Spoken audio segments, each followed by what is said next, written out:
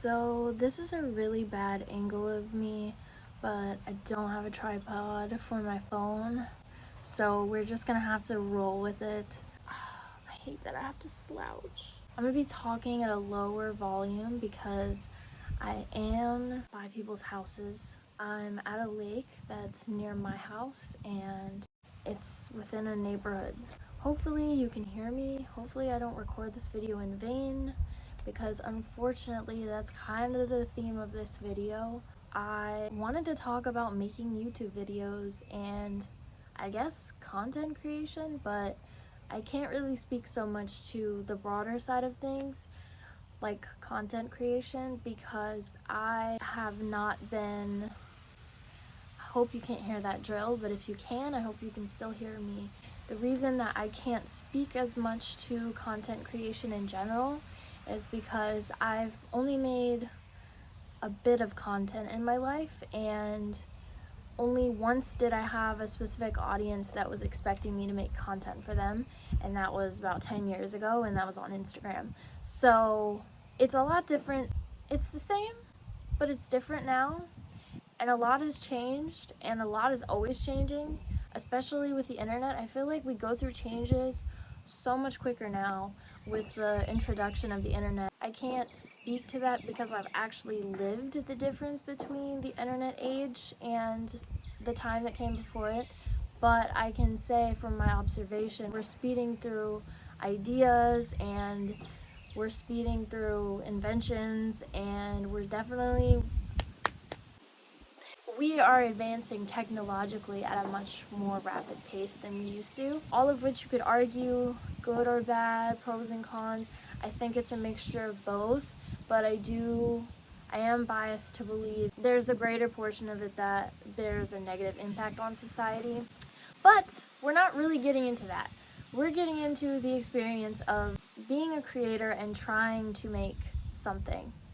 Content, videos. Specifically, I'm going to be talking about my experiences recently, this past, I guess you could say 2 years, with trying to make YouTube videos and the roadblocks that I've come across. I would argue this is definitely not everyone's experience. It is a struggle at first, for sure. You're finding your footing, you're figuring out how you can talk in front of a camera, you're figuring out what kind of content you want to do. Like, all of that is difficult.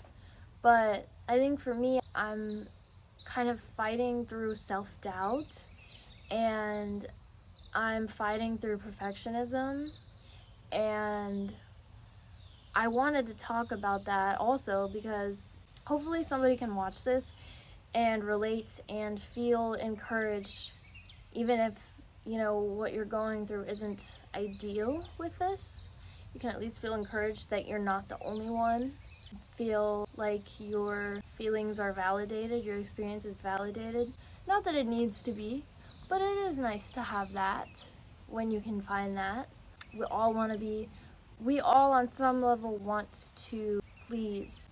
Not only please, but receive validation and receive at least some sort of affirmation for our striving. I would say most people do. I think we have that ability within us hardwired. What we do with that is up to us. I've filmed a couple of videos already, and my experience coming into wanting to do YouTube is a little different because I have experience being in front of a camera.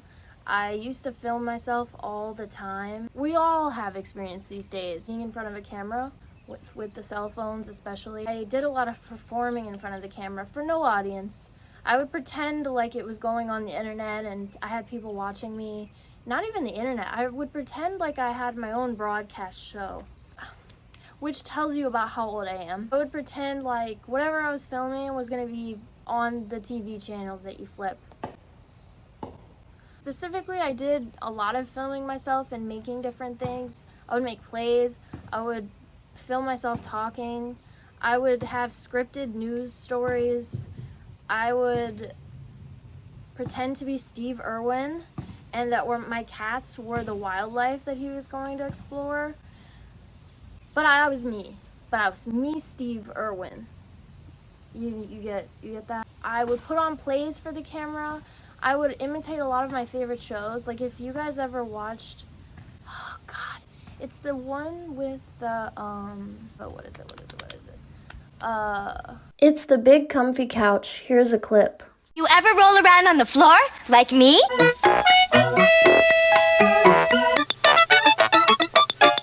So I had to stop recording for a second because one of my neighbors came and she went kayaking, which is what you do around here.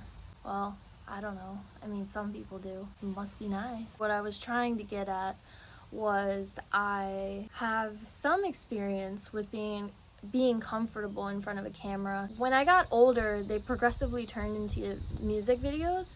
And if you've ever heard of Video Star, you'll know what I'm talking about. It was a software that is similar to TikTok, except does not have the same reputation. But it was only for making music videos to music that was already in your Apple library. It was really cool.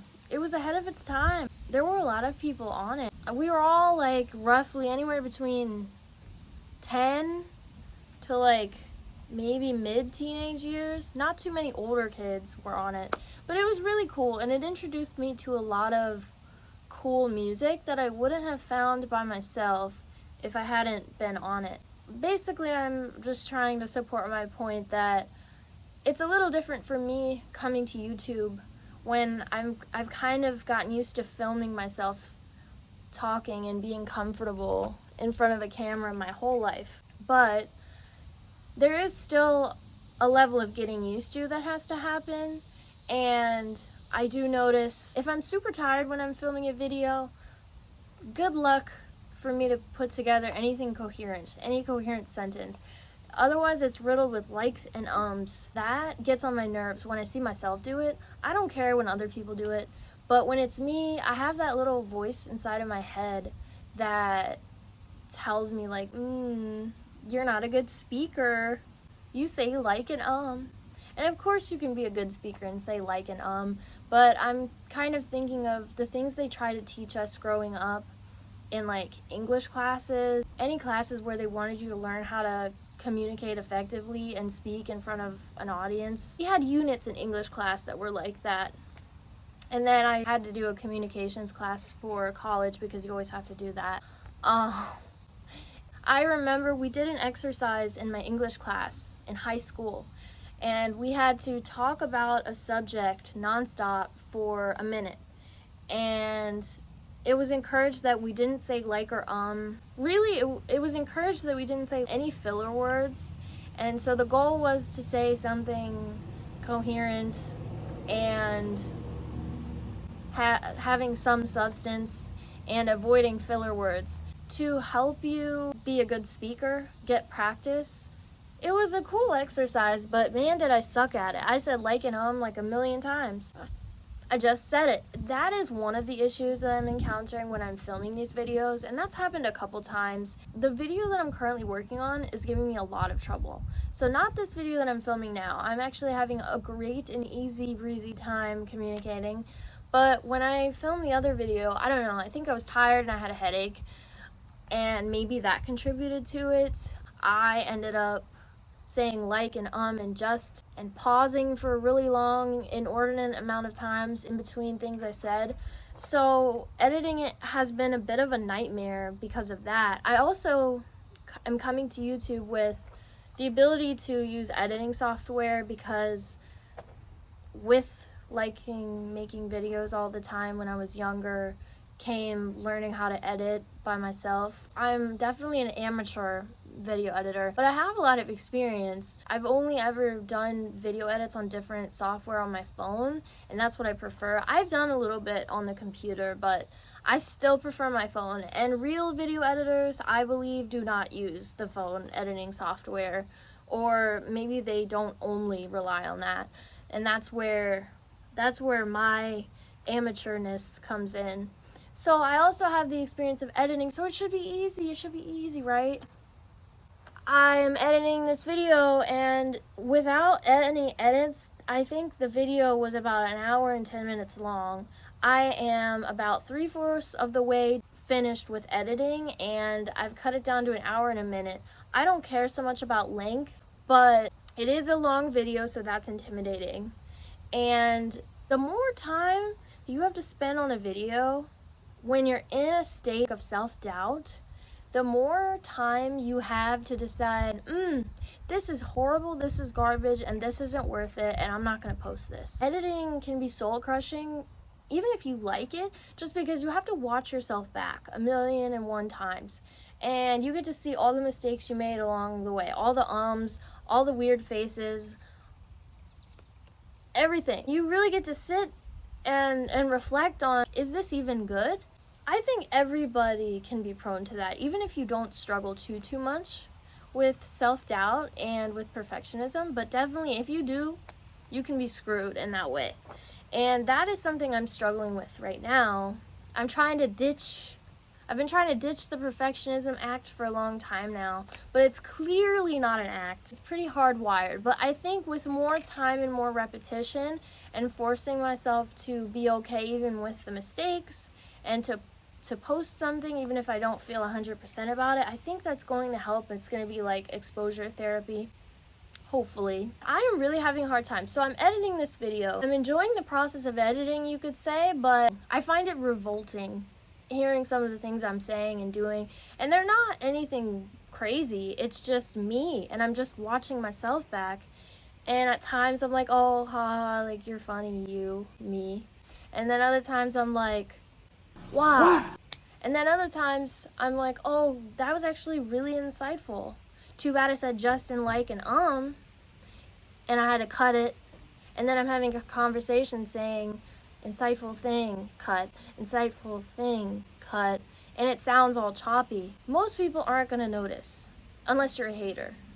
Even then, they're not, I don't even think the most hatering hater is going to scrutinize the video as much as you do, if you're scrutinizing your own video like me. There's still going to be details they miss. You're going to know intricately all of the details about your video, especially if you're editing it and you're spending time with it. You're going to know all the flaws. You're going to know, oh, I'm going to wince when I say that sentence in 1 second. You're going to know everything inside and out. You're going to have it, it's even if it's an unscripted video, it has a script once you're done watching it so many times while you're editing it, because you get to hear it in your head before you say it. They say familiarity breeds contempt, and I would argue, obviously not always, but in certain circumstances it definitely does. And that would be the case with YouTube videos for sure. And then I'm also having this issue of I'm starting a story and I'm not finishing it. I had a malfunction with my phone where I was recording and then all of a sudden my phone blacked out, and when I looked at my camera roll, it wasn't there, the video I had taken, which was 10 minutes long. And I thought, okay, I'm gonna have to record this again. That happens. And so I recorded it again. And when I was finished with the entire video, I looked and I saw the video that had disappeared. It was there like it had never left. And it was like the universe was, playing tricks. I said the same thing twice. Essentially, I tried to say a lot of the similar things that I could remember from the other 10-minute clip. It made a unique experience where I'm telling the same story twice, and then I have to decide, okay, do I like how I said it in the first iteration better, or do I like how I said it the second time? Can I delete this entirely? Do I have to take the video that's over here and then put it right next to this part where I'm talking about the same subject, or can I get away with leaving it as is? I prefer to have them together so it's more organized, but that proves difficult when you've already started chopping up the video. You lose your place. Like, you don't know exactly where you are unless you know the timestamp. When you're talking, you start at a point and then you continue, and it flows. It should flow. That's what I'm struggling with also. It should flow, and you have somewhere you designate to go with it. If you forget to put the other parts of it, then it creates the problem all over again of things not having a direction. We don't know where you're going with this. So I've been dealing with that. Next time I make a video, if I ever have that issue again, or I talk about something and I know it's all over the place, I am going to watch it through first and not make any cuts, and then move things to where they need to be before I start making cuts, so that it's not so many things to keep track of. All that being said, I'm struggling with that. For some reason with the videos I'm making, it's very easy for me to get discouraged overall about the video as a whole. And I'm finding every time I'm opening the app, which is InShot, by the way, not a sponsor, of course. Every time I'm opening the app to make edits, it is a roller coaster. And I'm wondering every single time I'm leaving that thinking, do I put this video out there? Part of it is a perfectionist thing, and part of it is also this weird fear of how I'm going to be perceived. That's not that weird. Everybody worries about that at some point. Some people are better than others at not letting that get to them, but I've become better than I used to be, but I still do struggle with worrying what other people think. I still do what I want to do. But that doesn't mean I'm not going to be worrying in the back of my mind, like, oh God, this is how it's going to look to other people. And that's kicking in when I'm doing this video. I'm like, imagining what people who dislike it are going to say. What can they pick fun of? This is going to be my first ever video talking. And first impressions, they aren't everything, but they are important. And I'm worrying like, oh, all these people might see this. And maybe not. But people might see this and think, oh, all of her videos are going to be like this, and then whatever issues that I have with the video, oh, you know, she's going to lack direction. I don't want to watch her. But that's also the beauty of finding your audience, is you turn off the people you don't want to have on your channel with being yourself or doing what it is you want to do on your channel, and then bringing the right people to you. And that's also like how it is in life, which is an interesting parallel. I guess it's pretty straightforward, but it is interesting. So all of that being said, I am struggling. I've wanted to do YouTube since I was a kid, really. And now that I'm old enough, I have this chance, and I've been spending the past year consistently blowing it because of perfectionism, because the video isn't good enough.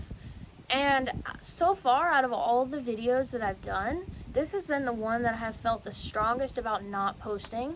And maybe it's because I've spent the most time on it. Also, it might be because it's unscripted. I made a couple of really decent videos that were scripted. They were mostly scripted, but I would go off script. And sometimes the things that I would do when I would go off script would be a lot better than the script. And then it would just add this whole richness of, ooh, we got a whole complete picture here. But there were things that I couldn't post the video because of. There was one, I took it at an angle that wasn't ideal, and I don't look like how I look or how I perceive myself to look, and that is a very stupid reason not to post something. But trust me when I say my mind is made up. And I've refilmed that video multiple times, and each time I did pretty okay with my rendition of the script and the things that I came up with. But I haven't been able to finish it because of different reasons. When I would start to film, there were different reasons why I had to stop, and then I just never picked it back up. And I'm waiting for the perfect time to film the perfect rendition of it to then be able to post that one. But I was really proud of it. I was really proud of the first version, minus my double chin. That was the reason why. Stupid, but that's something I'm not willing to budge on. I might have a double chin now, but okay. I think the thing about content creation, maybe not for everybody, but it reflects the parts of ourselves back that maybe we don't always have to confront. We don't have to see ourselves talking, unless this is your profession. Depends on what you do, depends on a lot of things, but most people don't have to watch themselves talk on a video for hours a day. Most people don't have to figure out what mistakes they made in communication and communicating a point. When you have a conversation with someone, you can say like and and just and all of those things a million times over, and most people aren't going to even bat an eye, and some people might, but it's still not going to be something that you have to confront. And that's what I'm noticing with YouTube and with taking videos of myself. It's really been a wake-up call for me, because I like to believe that I've gotten a lot better about self-love, and I definitely have in comparison to where I started, but it's still not where I would like to be. And because I've actively improved, it would seem, a lot of my confidence and self-esteem to a better place. I'm noticing those effects in my life and how things that were more difficult for me because my self-confidence was diminished, like dating and making friends and socializing. I noticed that those things, the things that were hardest for me because my confidence was low back in the day, have gotten significantly easier, still with difficulty that it is possible to get rid of if, I keep getting better with this. But that's been enough for me to think I'm still continuing to work on myself, but I'm thinking I must be really close to the finish line, even though I know we never arrive. And that's not to be depressing, it's inspiring, maybe? Also realistic. Like, it is okay if you got really good at something and then you regressed. You healed from something, but then now you're still thinking about it. It's come back up for some reason. I think of it in a comforting way, and I'm definitely reminded of that here, where now I'm doing YouTube and I'm like, there are so many doubts coming up that I haven't had to deal with in the other life circumstances that I've been in so head on. And I notice I have to deal with it in my creative endeavors, and I love being creative, so I don't let that stop me. But it is a constant evil. Maybe it's not. Maybe we can look at it as a neutral thing. Maybe we can look at it as maybe even a positive, or something that's going to help me somehow.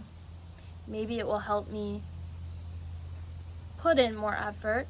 Maybe it will help me do better.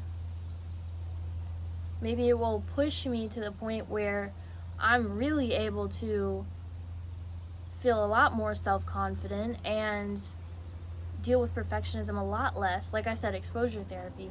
I also have this, I think it's a control thing. So I said, first impressions. I have this idea that if I film a video that's somehow better than the video that I'm currently working on, that I will feel better somehow in my twisted little world of I will feel better posting that one first, because then people will have this version of me as their first impression.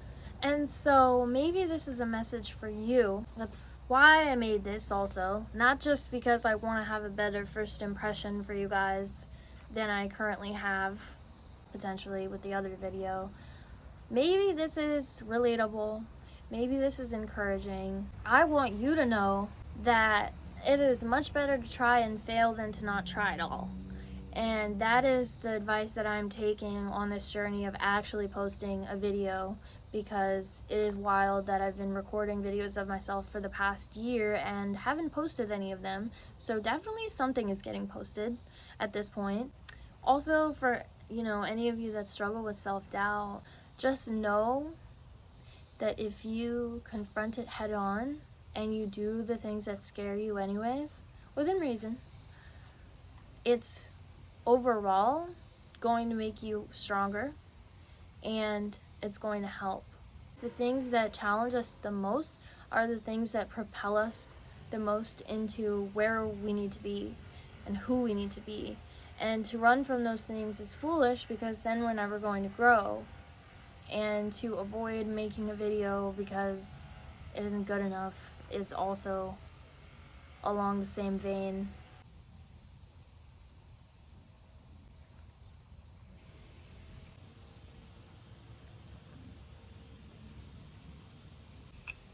There was a guy walking. And if I confront that, and I do it anyways, I am not only confronting the perfectionist bug, but I'm also confronting my own self-limitations. And we really are sometimes the biggest enemy that we'll ever have. We really can be in our way. Maybe that's not the case for you, but for me, this is definitely what I'm seeing coming up. Now I'm gonna have another long video to edit on top of the video that I already don't want to edit, but hey, you gotta confront that uncomfortable thing you're avoiding, even if it's editing a video. Anything else? Any other things? Let me think. I really hope that resonated with some of you, with whoever it could resonate with. I hope that it was enjoyable, even if not. I hope you got something out of it. And I really want to emphasize, encourage, and inspire you to do the thing you're avoiding. If it's making a video of yourself, do it and post the video. If it's something else, if it's art, if it's music, that's also something that I'm struggling with, but we're not going to talk about that right now. If it's writing, if it's any sort of talent or skill, and you want to post it or you want to be more open about it, like if it's writing, you want to send it into a writing contest, or you want to show people what you're doing, whatever it is, it could even be building something, do it. If you're avoiding doing it, you gotta do it. You don't have to do it, but I would love it if we as a society would do the things that scare us more often and do the things that we love doing that for some reason, because of a number of things, including potential ADHD and on and so forth, that we would do those things that we're avoiding. It's such a weird mixed reaction of, I really enjoy doing this thing, but man, I don't feel like doing it.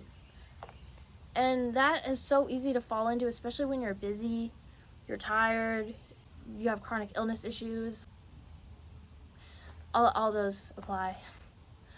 But it is okay sometimes to do things you don't want to do. In fact, wow, a bug just flew in my eye. I heard somewhere that every time you do something that you don't want to do, it strengthens a region in your brain that it has some improvement on you and your psyche. I'm going to have to look that up because I'm curious what it was exactly.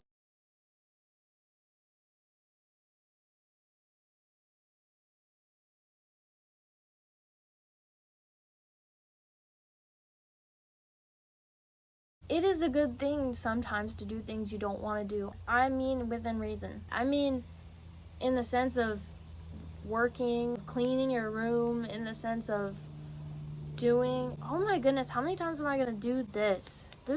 Today this is my favorite gesture to make while I'm talking. It's mainly with your hobbies and your passions, and occasionally outside of your comfort zone. I don't think I have anything more to say. So I hope you enjoyed this video. This was nice. This went smoothly. This will take me a lot less time to edit. This will probably be my first commentary video. It is unscripted, so hopefully it made sense. Why am I still nodding my head? Please do the thing that you've been avoiding. We're in this together. We're all in this together. I'm probably gonna cut that out. Bye! I'm trying to figure out what I look like right now.